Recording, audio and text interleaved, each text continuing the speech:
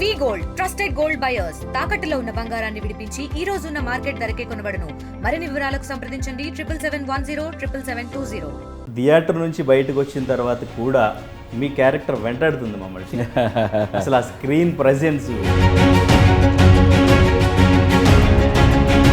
Voice ఎంత high pitch వరకు వెళ్ళగలదో అంత పిచ్ మొత్తం వాడేసినట్టున్నారు మీరు. సెట్లో చెప్పినట్టు చెప్పాలంటే అంటే మంగపతి క్యారెక్టర్ తప్పంటారా? ఆడపిల్లంటే ఆ ఇంటి గౌరవం వాళ్ళ దృష్టిలో.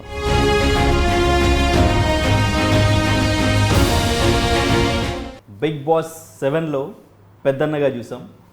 తర్వాత 90s వెబ్ సిరీస్లో ఒక బాధ్యత గల తండ్రిలా ఇంటి పెద్దగా చూసాం. అండ్ ఇంకా ఇప్పుడు కోర్టు మూవీలో ఒక పెద్ద మనిషిగా తన పెర్ఫార్మెన్స్తో స్క్రీన్ మీద చెలరేగిపోయారు మన శివన్న. సో ఈరోజు మనతో పాటు శివాజీ గారు ఉన్నారు. కోర్టు మూవీ గురించి కొన్ని విషయాలు అడిగి తెలుసుకుందాం. Hello sir. హాయ్, ఎలా ఉన్నారు? బాగున్నా గురు. నిజంగా థియేటర్ నుంచి బయటకు వచ్చిన తర్వాత కూడా మీ క్యారెక్టర్ వెంటాడుతుంది మమ్మల్ని. అసలు ఆ స్క్రీన్ ప్రెజెన్స్, అంటే మీ వాయిస్ ఎంత హై పిచ్ వరకు వెళ్ళగలదో అంత పిచ్ మొత్తం వాడేసినట్టున్నారు మీరు.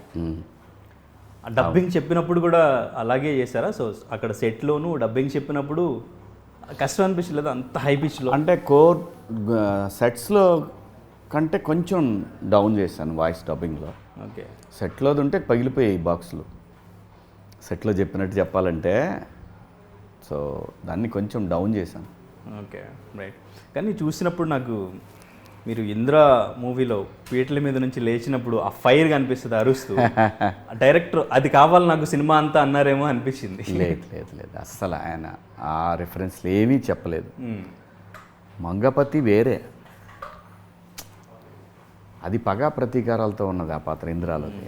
దానికి దీనికి అసలు చిన్న ఒక ఇంచ్ సంబంధం కూడా లేదు. ఓకే. ఇది మంగపతి ఈజ్ ఎ డిఫరెంట్, ఇదొక డిఫరెంట్ క్యారెక్టర్ మంగపతి. వాడిది ఒక వేరే ప్రపంచం. ఆ ప్రపంచంలో వాడు కింగ్, మిగతా అంతా కూడా సామంతులు వాడి కింద తొక్కి పడేసినటువంటి ఒక అణగారిన వర్గాల్లాగా ఉండేటటువంటి మిగతా పాత్రలన్నీ కూడా. ఓకే. కానీ బిగ్ బాస్ తర్వాత మీరు ఒక 70-80 స్క్రిప్ట్స్ని కోర్టు మూవీని మాత్రం మీరు 13 ఇయర్స్ తర్వాత స్క్రీన్ మీద కనిపించడానికి, ఈ క్యారెక్టర్ని సెలెక్ట్ చేసుకోవడానికి అంత మిమ్మల్ని ఏం టచ్ చేసింది ఈ మూవీలో? అంటే ప్రతి ఆర్టిస్ట్కి ఒక స్ట్రగుల్ ఉంటుందండి. రోజు నా గురించి మాట్లాడుకోవాలి, ఊరంతా మాట్లాడాలి, యావత్ ప్రపంచంలో తెలుగుడు ఎక్కడున్నా మాట్లాడుకోవాలి అనే ఒక ఫీలింగ్ ఉంటుంది ప్రతి ఆర్టిస్ట్కి.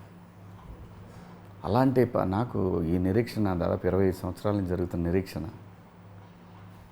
కసిదీరా నాకు కనపడిన క్యారెక్టర్ అది. ఓకే. పని అయింది అనుకున్నా. అదే ఆ సినిమా పెద్ద పండగ వచ్చింది ఉంటుంది సార్, అలాంటి ఒక ఫీలింగ్. ఓకే. అండ్ ఇంకో డైలాగ్ కూడా గుర్తొచ్చి ఈ మధ్యకాలంలో వచ్చిన మూవీలో మీరంతా అమ్మాయిలను చూస్తారు కానీ అమ్మాయిలు వెనకుండే బాబుల్ని బాబాయిల్ని చూడరనే డైలాగ్ గుర్తొచ్చింది నాకు. అదే అబ్బాయి సరే చచ్చిపోతారు ఎవరన్నా ఈయన చూస్తే అదే ఆ డైలాగ్ మార్చుకోవాల్సిందే. అమ్మాయిలు ఉంటారు, ఆడికి ఒక ఫ్యామిలీ ఉంటుంది, ఆ ఫ్యామిలీలో ఒకడు ఉంటాడు, ఆడొస్తాడు అన్నట్టు ఉంటుంది. కానీ క్యారెక్టర్ చూసిన తర్వాత అంటే బేసిక్గా మీరు చెప్పారు ప్రతి ఫ్యామిలీలో మంగపతి ఉంటాడు డెఫినెట్గా అని చెప్పేసి. అంటే మంగపతి క్యారెక్టర్ తప్పంటారా? మంగపతి క్యారెక్టర్ తప్పు కాదు, ఆలోచన అతను పరిధులు దాటి ప్రవర్తిస్తాడు, అది తప్పు. అంటే పిల్లల మీద అంటే ప్రేమ ఎక్కువయ్యి ఈ సమాజంలో ఇప్పుడు సిచ్యువేషన్స్ చూస్తూ వాళ్ళని ఎలా ప్రొటెక్ట్ చేయాలనేది కొంచెం ఎక్కువగా ఆలోచించి ఇప్పుడే కదండి, అనాదిగా ఉందండి అది. ఒక తండ్రికి బిడ్డల మీద, ఆడపిల్లల మీద, ఆడపిల్లంటే ఆ ఇంటి గౌరవం వాళ్ళ దృష్టిలో. సో ఆ గౌరవాన్ని కాపాడుకోవడానికి అతనికి ఏం ఆలోచించాడు. సో అది అనాదిగా ఉంది, ఇప్పుడే కాదు, కొత్తదేం కాదు, రేపు కూడా ఉంటుంది, ఈ భూమి ఉన్నంతకాలం ఉంటుంది అది. ఓకే. దాన్ని మనం ఇంకానంటే ఇంకా కాదు, ఎప్పటికీ ఇలాంటి పాత్రలు కనపడుతూనే ఉంటాయి. ఎందుకంటే ఆ బిడ్డ పట్ల ఆ తండ్రికి ఉంటే ఆ మమకారం బ్లడ్ మరిగిపోద్ది. కానీ మీ క్యారెక్టర్ చూస్తే కొంతమంది ఫాదర్స్కి ప్రతి ఇంట్లో ఉండే మంగపతికి డెఫినెట్గా కనెక్ట్ అవుద్ది, వాళ్ళ వేలో వాళ్ళకి నచ్చొచ్చేది. ఫైనల్గా మూవీలో మంగపతి రాంగ్ అని ప్రూవ్ చేశారు. అది కరెక్టే అంటారా? మీ జడ్జిమెంట్ ఏంటి మంగపతి క్యారెక్టర్ మీద ఫైనల్? అదే చెప్తున్నాను కదా, చట్ట ప్రకారం హీ ఈజ్ రాంగ్. కానీ రియాలిటీలో మనుషులు చాలా వరకు ఇలాగే ఉంటారని నా అభిప్రాయం. అలా ఉండొచ్చు అంటారు, ఉండకూడదు? ఉండకూడదు. అందుకే దానికి చదువు చాలా అవసరం. చదువు అందరికీ చదువు వచ్చినప్పుడు ఒక టైం ఇస్తారు, ఆలోచించుకోవడానికి కొంత టైం దొరుకుతుంది. ఆ టైంలో ఆలోచించినప్పుడు, ఆ గ్యాప్ ఇచ్చినప్పుడు ఇప్పుడున్నంత కోపం ఇంకో 1 అవర్ తర్వాత ఉండదు, ఇంకో 1 అవర్ తర్వాత ఉన్న కోపం ఇంకో రోజు తర్వాత ఉండదు, ఇంకో రోజు తర్వాత కోపం ప్లేస్లో ఒక ఆలోచన వస్తుంది, సంజాయించుదాం బిడ్డని అనే ఆలోచనతో. ఇక మరీ కష్టంగా ఉంది, టోటల్గా నేను రోడ్డు మీద పడిపోయినప్పుడు తెగిస్తారు. ఇప్పుడు మనం చూస్తున్న పరువు హత్యలు అలాంటి. అంటే మీరు స్టార్టింగ్ ఇంట్రో సీన్ దగ్గర నుంచి పిల్లల డ్రెస్సింగ్ గురించి చెప్పడం, వాళ్ళ మీద కేర్ తీసుకోవడం, అదంతా ఒక రెస్పాన్సిబుల్ ఫాదర్ ఎలా చేస్తారో అనేది అలాగే చేశారు. సో అలా చేసినప్పటికీ కూడా జరుగుతూనే ఉన్నాయి. ఈవెన్ మీరు చెప్పినట్టు పరువు హత్యలు చాలా జరుగుతున్నాయి. రీసెంట్గా జడ్జిమెంట్ అమృత ప్రణయ్ విషయంలో కూడా జడ్జిమెంట్ వచ్చింది, అక్కడ కూడా ఇటువంటి సిచ్యువేషనే జరిగింది. సో ఇవన్నీ వస్తున్నప్పుడు మీరు ఆ క్యారెక్టర్ చేస్తున్నప్పుడు మీరు అంటే బయట సిచ్యువేషన్స్ ఏం అబ్జర్వ్ చేశారు? సో ఏం లేదు గురు, అస్సలు నో అబ్జర్వేషన్స్, నథింగ్. చిన్నప్పటి నుంచి మనం చూస్తున్నాం కదా. సో ఏ పాత్ర అయినా ఈ సినిమాల్లో ఏదైనా రియల్ లైఫ్లో నుంచి వచ్చిన పాత్రలే ఉంటాయి, సహజంగా జరిగే కదా. అందరూ ఆలోచించేది మన చుట్టూ జరుగుతుంది, ఆలోచించి ఒక డైరెక్టర్ ఒక కథ రాసుకుంటాడు. దాంట్లో అది నీదా నాదా పాత్ర అనేది కాకుండా యూనివర్సల్గా ఒక పాయింట్ అనుకుని ఆ పాయింట్ని చూపించే ప్రయత్నం చేస్తాడు డైరెక్టర్. సో అలా మంగపతికి పాత్రను అనుకున్నాడు, రాశాడు. లైవ్లో చూసినప్పుడు మీ పర్ఫార్మెన్స్కి అక్కడ సిచ్యువేషన్ ఏంటి అసలు? ఎందుకంటే మీ బేభత్సమే. రోహిణి గారు చాలా భయపడిపోయినట్టు అనిపించింది, సుధాకర్ గారు అందరూ భయపడ్డారు. ఓకే, అందరూ భయపడ్డారు. ఓకే, మొత్తం అన్నీ single take sir? Majority. Okay, 2-3 సార్లు మానిటర్, ఎందుకంటే లాంగ్వేజ్ కోసం మానిటర్లు చేసేవాళ్ళం. స్లాంగ్ వదలొద్దు, ఆ వైజాగ్ స్లాంగ్ అది ఉండాలా, అట్లీస్ట్ ఒక 60% అన్న ఫాలో అవ్వాలి లాంగ్వేజ్ని అని చేసిన ప్రయత్నంలో. ఓకే, స్క్రీన్ మీద చూసుకున్నాక మీకు ఫుల్ సాటిస్ఫాక్షన్ అనిపించిందా? స్క్రీన్ దాకా అవసరం లేదనిపించింది మీ లైవ్లో అక్కడే క్యారెక్టర్ ఓకే, అది వెళ్ళిపోద్ది. ఎందుకంటే అది అందరూ చూసిన పాత్ర, అది వాళ్ళకి నాస్టాలజీలాగా అనిపిస్తుంది. Even though it is bad, but still అరే పలానోడు ఇది ఇంతే కదా ఇట్లా. సో ఈ క్యారెక్టర్ తర్వాత మీకు ఇంకా క్యారెక్టర్స్ డెఫినెట్గా ఇండస్ట్రీలో రాస్తారు, ఇటువంటి క్యారెక్టర్స్ మీకు కంబ్యాక్ డెఫినెట్గా ప్రతి మూవీలో మీకు మంచి క్యారెక్టర్ ఉంటుందని అంతా ఎక్స్పెక్ట్ చేస్తున్నారు. సో ఇండస్ట్రీ నుంచి మీకు ఎటువంటి కాంప్లిమెంట్స్ వచ్చినాయి? అందరూ బాగానే, అందరూ మంచి మంచి పెద్ద పెద్ద హీరోలు, ఆర్టిస్టులు, అలాగే డైరెక్టర్స్, పెద్ద డైరెక్టర్లు. సో చాలా హ్యాపీ అండి. Okay, right. సో అండ్ ఇంకా మీ పర్సనల్ లైఫ్లోకి వెళ్తే, ఊరు నుంచి ఎంఏ డిస్కంటిన్యూ చేస్తూ సో అలా స్టార్ట్ అయ్యారు 1 ఎకరం పొలంతో. తర్వాత సో ఎడిటర్గా, యాంకర్గా, యాక్టర్గా, సో అన్నీ ప్రూవ్ చేసుకుంటూ వచ్చినప్పటికీ కూడా చాలా స్ట్రగుల్స్ ఫేస్ చేశారు, నష్టపోయారు. సో ఇవన్నీ ఆలోచించుకుంటే సో ఏమనిపిస్తుంటుంది? It's life. అది అంటే ఇదంతా ఒక అనుభవం, సో లైఫ్ రకరకాలుగా ఉంటుంది, అందులో నాకు ఈ రకంగా ఉంది. నేను నేర్చుకుంది అది. నేనేం అతీతుడిని కాదు, ప్రతి వాళ్ళకి ఇలాగే ఉంటుంది. నా ముందు ఉంది, ఇప్పుడు ఉంది, నా తర్వాత కూడా ఉంటుంది, అంతే. అదొక it's a part of life అనిపించింది. మీ క్యారెక్టర్ గురించి బిగ్ బాస్ రాకముందు అందరికీ అంతగా తెలియదు ఒరిజినల్గా శివాజీ ఎలా ఉంటారు అనేది. నేను దొంగనా కొడుకు అనుకునేవాళ్ళు చాలామంది. చాలా కాంట్రవర్సీలు ఉండేవి, నెగిటివిటీ ఉండేది. కానీ వన్స్ బిగ్ బాస్ హౌస్లో మీ ఒరిజినల్ క్యారెక్టర్ చూసిన తర్వాత అందరి ఒపీనియన్ కూడా చేంజ్ అయిపోయింది. మీరు బంధాలకి ఇచ్చే వాల్యూ, అప్పుడు పల్లవి ప్రశాంత్ని సపోర్ట్ చేయడం కానీ అన్నీ కూడా మిమ్మల్ని చూసే విధానం మారిపోయింది తర్వాత.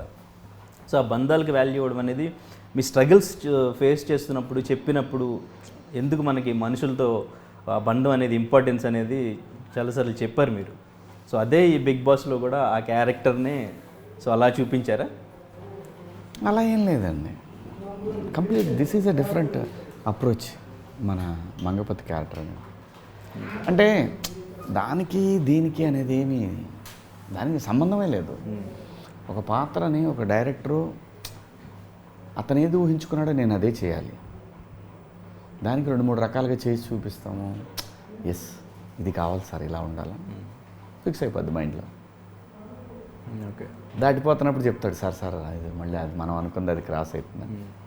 కేవలం అతని ఊహనే నేను చూపిస్తాను తప్పితే మనం ఏదో దీంట్లో కొన్ని చోట్ల ఏంటంటే మనం చెప్పొచ్చు అప్పుడు ఇలా జరిగింది, ఇది ఏమైనా వర్కౌట్ అవుతా, ఇది ఇచ్చేద్దామా, నచ్చితే ఓకే అంటారు. అంతే, కంప్లీట్ అతని ఊహని నేను ప్రతిబింబించాలి అంతే, రిఫ్లెక్ట్ అంతే. సో నాని గారికి మీకు అంటే టేస్ట్ విషయంలో కొంచెం మ్యాచ్ అవుతుంది, ఆయన మంచి పల్స్ పట్టుకున్నాడు, అసిస్టెంట్ డైరెక్షన్ ఉన్నప్పటి నుంచి మీకు తెలిసింది చెప్పారు. ఇప్పుడు అటు police station stories hit and ఇంకా ఇవి కోర్టు డ్రామాస్ ఇప్పుడు. సో ఈ పల్స్ పర్ఫెక్ట్గా పట్టుకున్నాడు ఆయన. ఇంకా చేసే సినిమాల్లో కూడా స్క్రిప్ట్ అనేది కొంచెం డిఫరెంట్గా ఉంటుంది, కొత్తగా జోనర్స్ ఆయన ట్రై చేస్తూ వస్తున్నారు. సో మీకు ప్రొడక్షన్ పరంగా ఆలోచించినప్పుడు మీరు ప్రొడ్యూసర్గా చేశారు కదా, సో ఎక్కడైనా మనం ఏదైనా మిస్ అయ్యామేమో అని ఏమైనా అనిపించింది? అస్సలు ఎప్పుడూ లేదు. డైరెక్టర్కి ఏం కావాలో అంతకు మించి ఇచ్చాడు. ఓకే. లక్కీ డైరెక్టర్ మాత్రం చాలా లక్కీ. అంటే నాని గారు ఇప్పుడు ఒక బ్రాండ్, కొత్త డైరెక్టర్లకి అందరికీ ఒక బ్రాండ్ అయిపోయారు. వాల్ పోస్టర్ అనేది ఒక బ్రాండ్. ఓకే. మీరు ప్రొడ్యూస్ చేసిన మూవీస్లో మనం ఆ స్క్రిప్ట్ విషయంలో కానీ లేదంటే ఎక్కడైనా ఏదైనా నేను ఎప్పుడైనా సరే ఆఫ్ ద స్క్రీన్ చాలా ఆలోచిస్తాను, కానీ ఆన్ స్క్రీన్కి ఏది తగ్గడానికి ఒప్పుకోను. దానికి అసలు కాంప్రమైజ్ అయితే ఉండదు. అవసరమైతే క్యాన్సిల్ చేస్తాం షూటింగ్ కూడా, చేసింది కూడా. టాటా బిర్లాకి చేశాను 4 రోజులు, క్యాన్సిల్ చేసా షూటింగ్ చేసింది, తీసి పక్కన బుట్టలో పడేసి ఏం సినిమా రే చెత్త. అస్సలు ఆన్ స్క్రీన్ అసలు కాంప్రమైజ్ అనేది లేదు, అవ్వకూడదు. లేకపోతే తీసి ఎవడడిగాడు నేను తీయమని, నా వాదన అయితే ఇదే, ఎవడడిగాడు నేను తీయమని. అడిగే ఆర్టిస్టులను టెక్నీషియన్లు బతులు అడుకో కావాలంటే, వాళ్ళని తగ్గించుకో, కానీ దాన్ని మాత్రం మోసం చేయొద్దు ఎప్పుడు. నేను ఎప్పుడు అలా చేయనండి, చచ్చినా చేయను. లేదంటే 4 రోజులు ఆగుతా మళ్ళీ బలం పుంజుకునే వరకు. మనల్ని ఎవడో అర్జెంటుగా రిలీజ్ చేయమని కూడా అడగట్లా. అయ్యో మీ సినిమా రాత మేము చచ్చిపోతామని ఎవడో అంటలేదు ఇక్కడ.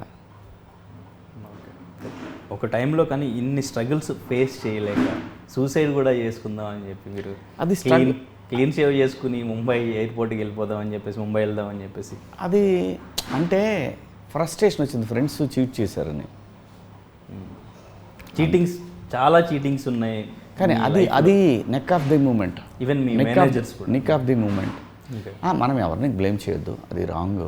నీకు కష్టం వచ్చిందని ఇంకోటి బ్లేమ్ చేస్తే, అలా కాకుండా కొంతమంది వ్యక్తులు ఇబ్బంది పెట్టారు నన్ను, అది చాలా హ్యూమిలియేషన్ అనిపించింది. ఓకే. సో అది ఒక ఏమంటారు తొందరపాటు ఆలోచన. బట్ శివాజీ ఇది కాదే అనుకున్నాను అంతే. ఎందుకంటే మిమ్మల్ని ఇబ్బంది పెట్టవలసిన సిచ్యువేషన్ ఎందుకు వచ్చింది? అందరితో బాగుంటారు. 20 years బ్యాక్ గురు, దానికి ఇప్పుడు మనం అదే దాన్ని తవ్వుకున్నా కానీ వేస్ట్. అది ఓకే. వాళ్ళ మనసులు గాయపడతాయి ఎందుకు. ఓకే. మన టైం బాగుంటే ఏది ఆగదు. అది గ్యాప్ తీసుకున్న తర్వాత మళ్ళీ బిగ్ బాస్ని ఎందుకు ఒప్పుకున్నారు? తెలీదు, ఒప్పుకోమని చెప్పింది మైండ్, ఒప్పుకున్నా అంతే. ఓకే. సో వెళ్ళొచ్చిన తర్వాత బిగ్ బాస్ ఏమైనా నేర్పించిందా మీకు? బిగ్ బాస్ చాలా నేర్పిస్తాయి. పేషెన్సీ, ఇంకా patience. Okay. It's a wonderful show. ఎవరైనా వస్తే అవకాశం వదలొద్దని చెప్తా. ఓకే. సో అండ్ ఇంకా ఫ్యామిలీ గురించి, love come arrange marriage, so 2 పిల్లలు. సో పిల్లలకి ఒక నార్మల్ లైఫ్ ఇస్తాను నేను, సో వాళ్ళకి లగ్జరీ లైఫ్ ఏం ఇవ్వాలనుకోవట్లేదు, నార్మల్ స్కూల్లో వాళ్ళు నార్మల్గానే పెరగాలనుకుంటున్నానని చెప్పారు మీరు. సో ఇప్పుడు ఏం చేస్తున్నారు? సో అలాగే కంటిన్యూ చేస్తున్నారు? మా పెద్ద అబ్బాయి మాస్టర్స్ చేస్తున్నాడు, అందరికి తెలుసు. అది బిగ్ బాస్కి వచ్చింది. నేను లేకపోతే చెప్పేవాడిని కూడా కాదు నేను, వాళ్ళు వచ్చారు కాబట్టి చెప్పాల్సి వచ్చింది. నాకు అంత పిల్లలు ఉన్నారని కూడా ఎవరికి తెలియదు కూడా. అలాగే చిన్న ఆయన ఇంజనీరింగ్ చేస్తున్నాడు, ఫస్ట్ ఇయర్. ఓకే. సో వాళ్ళకి తెలుసు వాళ్ళు ఏం చేయాలో. ఓకే. బాగా చదువుకుంటారు. మెయిన్ అది నా గోలే, పిల్లల్ని బాగా చదివించాలి. ఓకే. చదువు ఉంటే అదే పెద్ద ఆస్తి. ఓకే. సో మూవీస్ వైపు అసలు అది నేనే వాడిని ఆపడానికి నాకు సంబంధం లేదు. వాడికి ఇంట్రెస్ట్ ఉందని వస్తే ఎక్కడైనా జాయిన్ చేస్తాను అసిస్టెంట్లుగాను లేదా నేర్చుకోవాలంటే. అంతేగాని బలవంతంగా నేను ఆర్టిస్ట్ని కాదు నా కొడుకులు కూడా ఆర్టిస్టులు చేయాలి అటువంటి ఆలోచనలు నాకు లేవు, ఎప్పుడూ లేవు. ఓకే. ఇదే నేనే కాదు గురు, ఎవరైనా సరే వాళ్ళ జాతకంలో లేనిది నువ్వు బలవంతం పెట్టినా అది అవ్వదు. సప్త సముద్రాల అవతల ఉన్నా కానీ సరే నీకు ఆ యోగం ఉందంటే లాక్కొచ్చి పడేస్తుంది cinema. That is the beauty of cinema. So movie చూసారా ఈ మూవీ? ఏది? అబ్బాయిలు కోర్ట్. ఇద్దరు చూసారు. నాకు ఏం చెప్పారు? పెద్దోడు పెద్దగా చెప్పడు కానీ ఏమి చిన్నోడు చెప్తాడు. బాగా చాలా బాగుంది నాన్న, చాలా బాగుంది, నేను కూడా నువ్వు ఇలాంటి క్యారెక్టర్లు చేస్తే బాగుంటుంది అని నేను అనుకున్నాను. ఎగ్జాక్ట్గా అది సెట్ అయిందని. ఓకే. అండ్ ఈ హౌస్ విషయంలో కూడా నేను సొంత ఇల్లు కొనుక్కోలేదు, కొనుక్కోను కూడా అని బిఫోర్ ఒక ఇంటర్వ్యూలో ఈ రేట్లు పెట్టి ఆడకుంటావు గురు, ఈ డబ్బులు పెట్టి బ్యాంకులో పెళ్ళం పిల్లలకి లోపలిస్తే సొంత ఇల్లు లేకుండా లేదు. ఓకే. ఇక్కడ లేదు, మా ఊర్లో ఉంది. అది ఇక్కడైతే మీరు కొనుక్కోవద్దు అనుకుని మీరే డిసైడ్ అయ్యి. అవును, ఇప్పటికీ అలాగే ఉన్నారు. ఏడకుంటావు గురు ఈ రేట్లు. రోజు ఆ ఇల్లు చూస్తుంటే అమ్మో ఇన్ని కోట్లు ఉన్నాయి, ఇది ఎక్కడ నేను మనకొద్దు బాబా. Okay, right. So first starting అసిస్టెంట్గా కాదంబరి కిరణ్ గారి దగ్గర పూరి గారు, ఈవెన్ దశరథ్ గారు, మిస్టర్ పర్ఫెక్ట్ డైరెక్ట్. సో ఇప్పుడు వాళ్ళందరితో ఆ ర్యాప్ ఉంటుందా పూరి గారితో? హాయ్ హలోనండి, ఎవరైనా హాయ్ హలోనే. ఎవరి జీవితాలు వాళ్ళకి, ఎవరి కష్టాలు వాళ్ళకి ఉన్నాయి, కనపడితే మంచిగా మాట్లాడతారు, దట్స్ ఎనఫ్ కదా. Okay, right. సో ఇప్పటికీ అవకాశాలు మిమ్మల్ని వెతుక్కుంటూ మీ దగ్గరికి వస్తున్నాయి, మీరు ఎవరిని అడిగేది ఉండదు. అది అదృష్టమే గురు, అదేమి బలుపుతో చెప్పే మాటలు కాదు, అదృష్టం అంతే. రైట్. కొడుకు ఒక రకంగా బతకమనిస్తుంది నేచర్. ముందు వైవిఎస్ చౌదరి గారి మూవీ ఛాన్స్ వచ్చినప్పటికీ రిలీజ్ అయింది మాస్టర్ చిరంజీవి గారితో. అవునండి.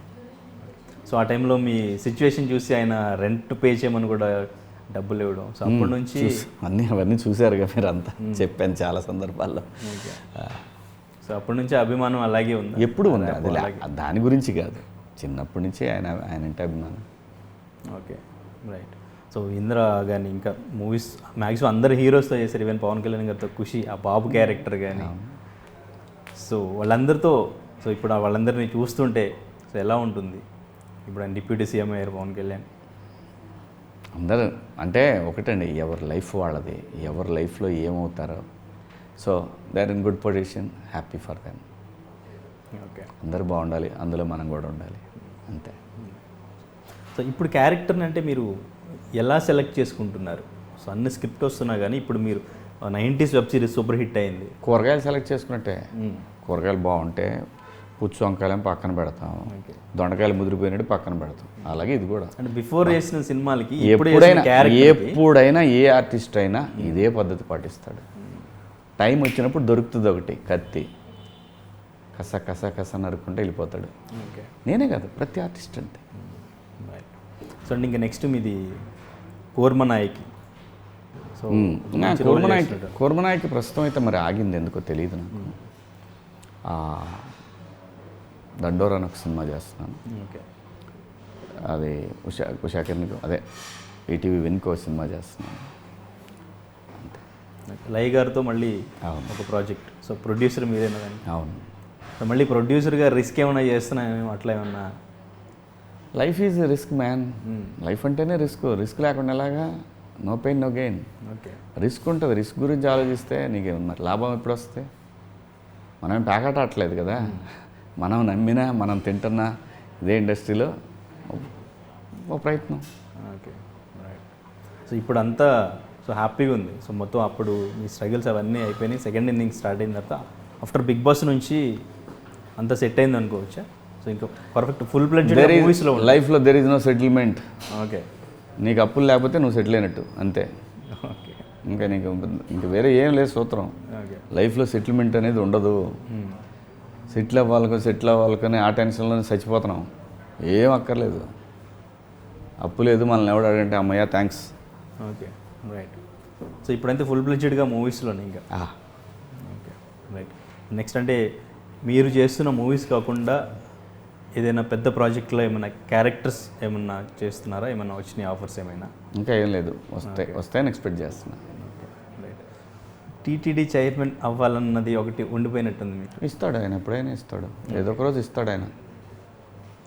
నా ఇంటెన్షన్ బ్యాడ్ కానప్పుడు ఖచ్చితంగా ఇస్తాడు అనుకుంటున్నా. ఓకే, పెద్ద ఆయన దేవుడు. ఎప్పటికైనా చేయాలనేది మీ కోరిక? కోరిక నాది, ఇవ్వాల్సిన బాధ్యత అయింది. ఇవ్వాలో లేదో నిర్ణయం తీసుకోవాల్సింది కూడా ఆ దేవదేవుడే. ఓకే, మీరు కోరుకున్నవన్నీ ఇచ్చినట్టున్నారు కదా. అవుతాయి, టైం, పేషెన్సీ. Okay, right. రాజకీయాలకి ఇంకా పూర్తిగా దూరంగా ఉన్నట్టు అనుకోవచ్చు. శివాజీ రాజకీయాలకు ఎప్పుడు దగ్గరగా లేడు, దూరం అవటానికి. ప్రజలకు ఎప్పుడు దగ్గరగా ఉంటా, ప్రజల సమస్యల మీద మాత్రం గొంతెత్తి మాట్లాడతా. అందులో అసలు ఎప్పుడు కూడా తగ్గేదిలే. Okay, right. సో ఇప్పుడు ఎలా ఉందంటారు ఆంధ్రప్రదేశ్ కూటమి ప్రభుత్వం? ఇప్పుడే సెటిల్ అవుతున్నారు టువర్డ్స్ అమరావతి క్యాపిటల్ నిర్మాణానికి అడుగులు వేస్తున్నారు. Okay, so finally court movie గురించి ఆడియన్స్కి ఏం చెప్తారు మీరు? ఆడియన్స్, కోర్ట్ అనేది ఎవ్రీబడీస్ మూవీ. ఇది చిన్నోళ్ళ, పెద్దోళ్ళ, లేదంటే యూత్, ముసలోళ్ళ అని కాదు.